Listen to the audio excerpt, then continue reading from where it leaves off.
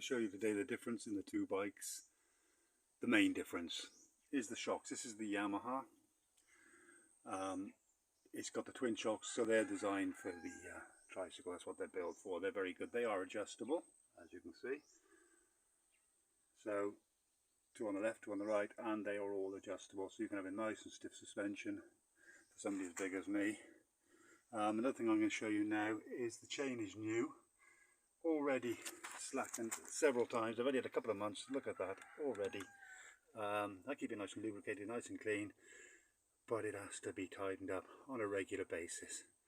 That's because it's Chinese, and that's the problem with cheap chain. I didn't realise when I was buying it. I should have made myself more clear and say I wanted quality. I thought it was a bit cheap.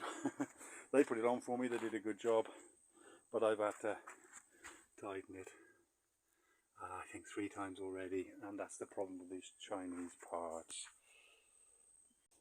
So if you go to the Rusi now, you can see it's a different type of suspension. It's like a gas cylinder there for extra pressure. Not quite sure how it works.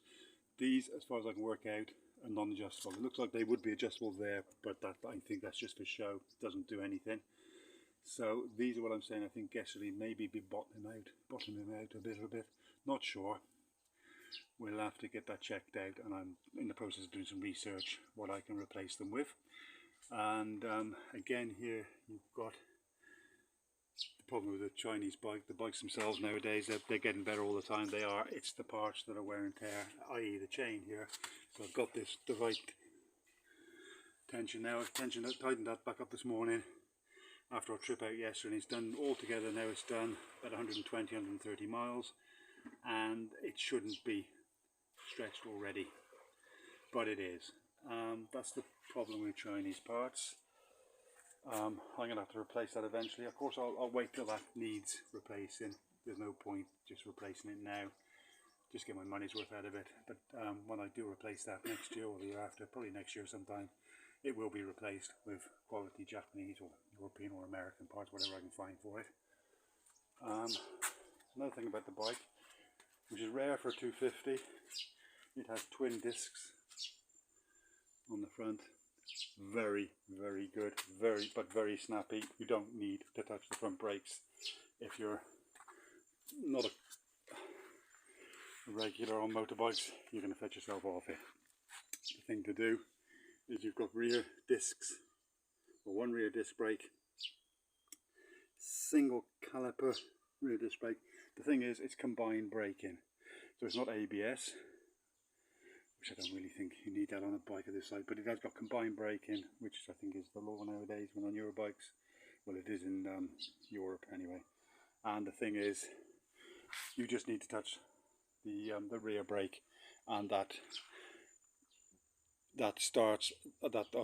works the rear and front brake combined, and that's basically all you need when you're braking.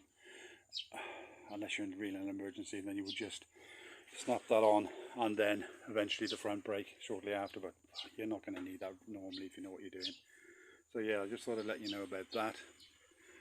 So a few things just to let you know about it. Apart from that, the bike yesterday, like I said on the video yesterday, went really well. I'm just going to keep my eye on it with the chain.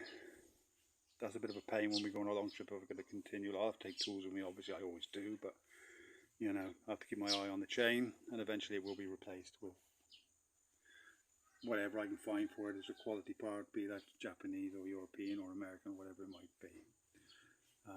Like I say, the bikes themselves, they're great. You can't knock the bikes themselves. The power it's got, the torque it's got is brilliant for getting up those mountains, which is what I bought it for, and it's powerful enough to carry it selling myself.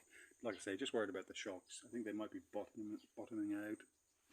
So there, onto the metal there, and that's just because our combined weight, like I say, is too much for the bike. But that's a problem that can be solved. Anyway, that's it for now. Please like, subscribe. Catch you later. Bye.